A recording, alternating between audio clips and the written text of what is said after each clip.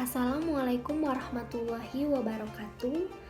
Perkenalkan, nama saya Sisma Nurhayati dari program studi D3 Keperawatan Universitas Pendidikan Indonesia Kampus Sumedang.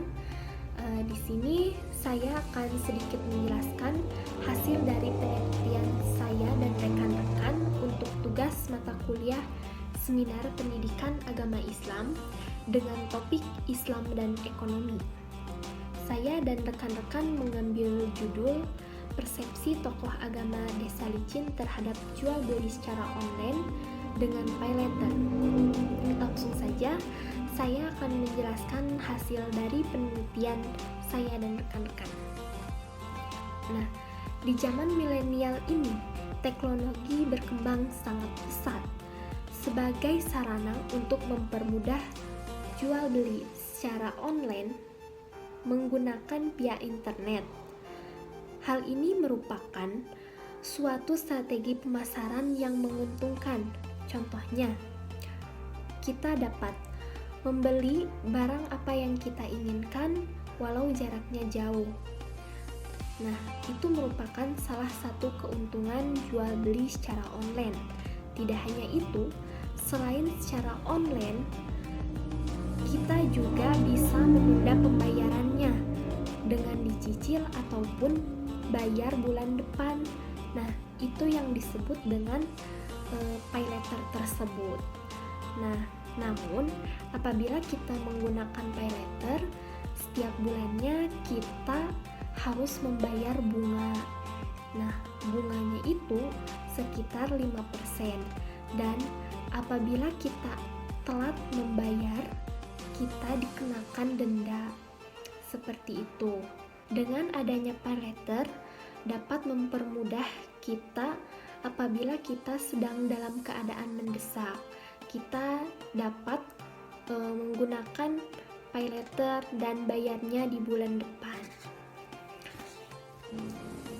Namun di sisi lain, nilai-nilai agama dalam muamalah sangat penting untuk diketahui masyarakat di era digital seperti ini. Tidak sedikit pendapat yang juga memperbolehkan dan juga mengharamkan terhadap jual beli secara online dengan menggunakan Paylater. Oleh karena itu, saya dan rekan-rekan melakukan penelitian pada tokoh agama yaitu Nahdlatul Ulama, Muhammadiyah dan juga Persid di lingkungan sekitar yaitu di Desa Licin.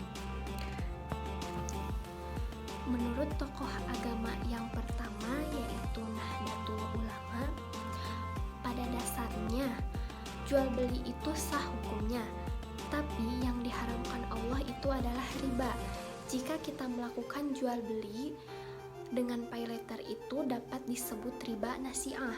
Jual beli online itu hukumnya dibolehkan, tetapi jual beli yang pembayarannya menggunakan Paylater tidak diperbolehkan karena mengandung riba, dan riba itu haram. Dan akad yang dilakukannya pun tidak sah, seperti dalam Quran Surat Al-Baqarah ayat 275. Menurut tokoh agama yang kedua, yaitu Muhammadiyah, jual beli online diperbolehkan dengan syarat tidak mengandung gharar. Nah, tidak boleh ada kezaliman seperti adanya salah satu pihak yang dirugikan dan juga salah satu pihak yang diuntungkan, yang didukung dalam dalil Al-Quran Surat Al-Baqarah ayat 279. Menurut tokoh agama yang ketiga yaitu Persis, menyatakan riba menurut Al-Quran, hadis dan ijma atau kesepakatan para ulama hukumnya haram karena jual beli online dengan menggunakan Paylater yang sifatnya berbunga termasuk riba. Riba tersebut termasuk dosa besar karena riba dapat melebur amal-amal kebajikan.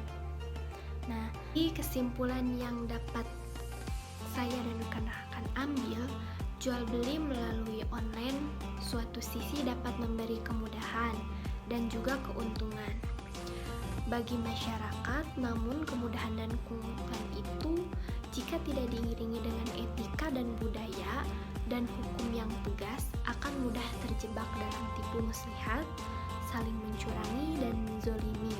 Disinilah Islam bertujuan untuk melindungi umat manusia agar adanya aturan-aturan hukum jual beli dalam Islam yang sesuai dengan ketentuan syariat agar tidak terjebak dengan keserakahan dan kezoliman yang merajalela. Nah, sebagaimana dapat disimpulkan menurut para tokoh agama desa Lisin, bahwasannya jual beli secara online diperbolehkan. Namun, hukum akan menjadi haram jika terdapat unsur kezaliman. Riba yang sudah jelas tidak diperbolehkan dalam Al-Quran, hadis, ijma, di mana melakukannya akan mendapatkan kemudaratan.